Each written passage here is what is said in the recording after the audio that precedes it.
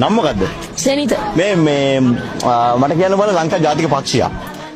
වලිකුකුල sir. ජාතික සත්ත්වය? දඬුලේන. දඬුලේන. දැන් මේ මොකද ඉතින් වලිකුකුල ගැන මොකද අදහස? වලිකුකුල සර් දැන් වැඩි පේන්නේ නැහැ. ඌ ඉන්නේ කැලෑවල වලනේ සර්. මේ වැඩි පේන්නේ නැහැ ගමේවත් නැහැ ටිකක්. අමාරුයි හොයාගන්න නේ. ඔව්. මේ දඬුලේන?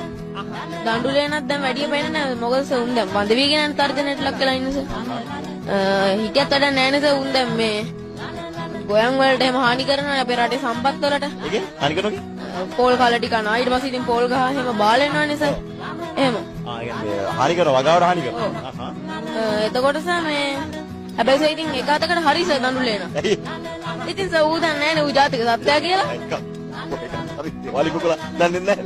වලිකුකුල දන්නේත් නැහැ. දැන් ඔයාලා හිතෙන්න මොනවද? හරි දැන් හානි කරන සත්තුන් දැන් වෙන මොකක්ද ඉන්නේ හානි කරන සත්තු වගාවට හරි රටට හරි. ඇයි සර්? ඊළඟ ඇයි? ඇයි සර් මේ ගිය සැරේ ගිය මේ දැන් දවස් දෙක තුනකට කලින් මේ කරන්ට් එකට දුන්නේ ෂොට් එක.